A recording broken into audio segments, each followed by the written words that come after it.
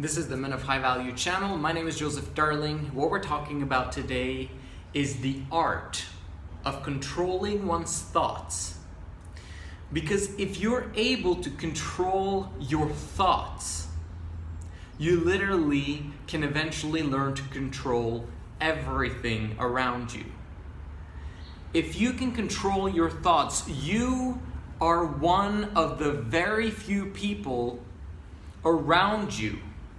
And I'm talking now 1 out of 10,000, 1 out of 100,000, 1 out of 1,000,000 people who are capable of controlling what they think about. Controlling their attitude. Making sure that they have an attitude independent of circumstances.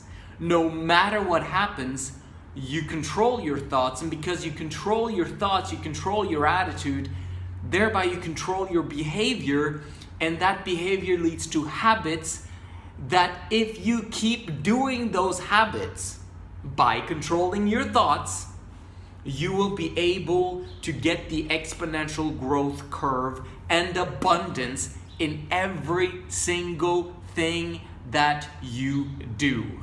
It's all about controlling your thoughts. How do I know? Well, it's because of my failures to do so. And it was just today. Insane. But I was going through the motions of, there was something that my wife has been trying to instill in me for years and years and years and years, and I still don't seem to learn my lesson. And it has to do with my health, of course. Like, she feels that she's more passionate about my health than I am. She's more passionate about my energy and me being fired up all the time than, I'm just walking around doing my thing. But she's like, is he fired up, energetic? Because if he's not, there's a problem. So she keeps pounding me in terms of telling me that I need to do certain things in order for my health to be superb and fantastic. And do I want to listen to her when she tells me what to do? Of course I don't want to, but it's good for me. And in order for me to have an exponential growth curve when it comes to my health and have abundance in that category of my life, guess what? I need to control my thoughts and actually apply the things that I know I should be applying in order for me to have that abundance. It's literally up to me. And because she was basically commandeering me, I get this attitude. An attitude of, I don't really care, and I want to do my own thing, and I'll choose whatever path I want to choose, woman. And I was again blaming her for talking to me a certain way, yet I know that it's all my fault. Because if I simply would control my thoughts, then I would have fantastic health and she would have nothing to complain about. You understand what I mean? This is a huge part of the Men of High Value concept of understanding that I am responsible. I am responsible for everything around me. I'm not a victim. Being a victim means that you are losing.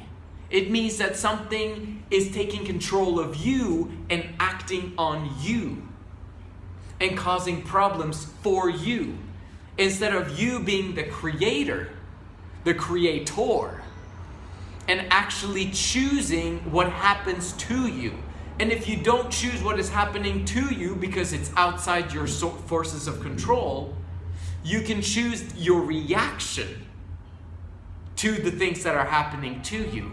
If you control your reaction, you control your attitude, and you have an attitude independent of circumstances, then all things become possible. Maybe not immediately, but over time, because you are consistent. I've got this client who is struggling to apply this principle of controlling his thoughts. He's doing great in a lot of things, but when it comes to seed retention, at one point during the day, he becomes tired, he becomes bored, and he basically has his phone available and the intense urges are just too much to handle, so he ends up relapsing. Now, this is completely relating to the point of controlling your thoughts. Because if he was able to control his thoughts, he would be able to distract him from the thing that he's about to do, right? I mean, we're so good at being distracted in everything in life. We're so good at being distracted from doing the things that we're supposed to do. We're so good at being distracted by looking at women. But why can't we just use that same distraction strategy when it comes to relapsing? So any time in the future that you feel that you have such a strong urge and there's so much, you just want to waste your seed and relapse, then remember that you are the captain of your ship. You are the master of your destiny. And the way you are that is because you can control your thoughts and choose to distract yourself from doing that thing that you know will not help you in the long run. It might be pleasurable right now. It might give you the release that you feel you desire. But if you just get past those 90 days that I always talk about, that need, the urge to release all the time, and having that fluctuation going on in your life and that emotional instability will eventually disappear. Slowly but surely. For some people it takes longer than 90 days because they've got this massive addiction going on where it's been ingrained within them for years. And I'm talking decades for some people. For them, 90 days might not be enough. For us young people who are between the ages of 11 and 25, for us it's actually way easier because it's only been maybe a decade. Right? You have all these neural patterns going on in your brain, and if you manage to learn to control your thoughts when you're young, oh my gosh, can you imagine what you can create long term in your life? It's all about controlling your thoughts. And this is what the Men of High Value channel is all about. It's becoming emotionally stable. Not emotionally unstable, not mentally unstable, not having social anxiety or issues around people. We are leaders. And because we're leaders, we're expected to have the most control over our thoughts, the most control over ourselves, the most control over our emotions, and the most control over what is going on in society at large. We understand what's going on, and this is why we're becoming rich by the second. We're taking one step at a time in order to achieve the life and the dreams and goals that we desire, and it's happening. But why is it happening? It's because you are learning to control your emotions. You're learning to control your thoughts. That's all it's about. And I had to remind myself of that today. So think about it this way. If you're massively depressed, and all of us have gone through the funk at some point in our lives. In fact, we've probably gone through the funk hundreds of times. And I was basically literally talking to myself in my head today, and I was like, okay, I'm in some sort of a funk right now, and I've gone through this literally thousands of times in my life. I'm 33 years old. I've gone through this funk 1,000 times. Have I not learned anything? And then I realized that I have. I have learned a lot. And this is what I've learned. Number one, if you are going through the funk, understand that every single time you're going through the funk, as long as you keep starting over, you don't give up, you keep trying again, then the time span of your mini depression or large scale depression will become shorter and shorter. Okay, you want to kill your depression as fast as possible if it's upon you. Understand that. You've got massive depression? Well, we want to kill it as soon as possible. Gone. And the faster you're able to kill any depression or any negative attitude that comes in your life, the better your life is going to be. Right? You've got your depression. Well, guess what? It took me 1 month to get out of my depression. Okay, it took you 1 month. The next time you get depressed, guess what? It took you 3 weeks to get out of the depression. Okay, we're improving. And the next time you become depressed, it takes you 1 week to get out of the depression. And then the next time, it takes you 1 day. Now this process might take you a few weeks, few months, few years. Probably you're gonna work on it for a very long time. This is normal. But the faster you're able to control your thoughts and control that aspect of your life of choosing to get out of the funk because you choose to, and because it's the right thing to do, and because you are responsible for every single thing that's going on in your life, everything, take upon yourself the extreme responsibility of everything, then you know that, oh, I can't blame anyone else. No one. I literally can't blame anyone else. It's all on me. And if it's all on me, that means I can control my thoughts. I'm not a victim. I am a conqueror. I am a master of my destiny, the captain of my soul. Now you understand it. The second aspect of it, as we make the funk shorter and shorter and shorter, the second aspect of it is to take baby steps. You're not going to get over your funk immediately. If you don't manage to get over yourself on that same day, or within a week, or within a month, it's okay.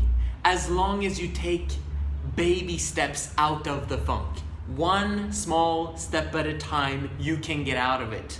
That's the second aspect. The third aspect of it, you got to remember this one. What did I do today in order for me to get back on track? I took out a piece of paper, I took out a pen, and I wrote down a gratitude list. This is the post that I posted like 4 days ago, a video about Terry Crews with Jimmy Fallon, where he was asked, what is it that keeps him going? What is it that fires him up and gives him tons of energy every single day? Guess what it is? Gratitude. Gratitude is what fires the fuel within you. And this is what's firing me up today. I've had a small funk today. I'm admitting it, okay? I'm not perfect. I'm human just like you guys, of course. But I'm getting out of the funk now, and I'm fired up outside my brain because I wrote down a massive gratitude list. The more in the funk or depression you are, the longer you need to spend on that gratitude list. The more you need to write down that list of gratitude. The more you need to focus on getting that aspect of your life right. Because when you're being grateful, you are connecting the dots in your brain. You are allowing your neurotransmitters to work with the positive aspects of your brain. When you are focused on the positive things in life with the silver lining, what ends up happening is that your brain becomes more productive and it begins to send out happy transmitters, emotions, whatever, out to your body, to every single part of your body, and your body begins to wake up. It begins to become alive. Before, when you were depressed, you're like, oh, I'm so tired and I can't figure it out, and I have so many problems and they're so big, I don't even know where to start. That's where gratitude comes in, where you take baby steps in improving certain aspect in your life. What is the one thing I can do today to massively improve my future? If I just do this one thing and overcome myself, everything will work out in the end. If I just do this one thing. Understand that this is where we as men massively differ from women. People believe that women are able to control their thoughts at the same rate as men. To be honest with you, from my experience, I've noticed that women think a lot faster than men. But when they think faster, it also means that they have less control, just like in a car. Okay, if you're driving down the freeway and the person next to you, okay, your wife per se, is driving 200 kilometers per hour and you're driving 100 kilometers per hour, who is the one who has least control over their car? This is exactly how it works when it comes to women. I just thought of that in this during the video. Anyway, the point is, you are a guy, you can figure it out, but you need to take baby steps to get out of the funk, one small step at a time. Once you figure yourself out, you can lead everyone around you to create the abundance, the exponential growth curve in every single category of your life. This is the Men of High Value channel. My name is Joseph Darling. Be grateful, and I'll see you in the next video.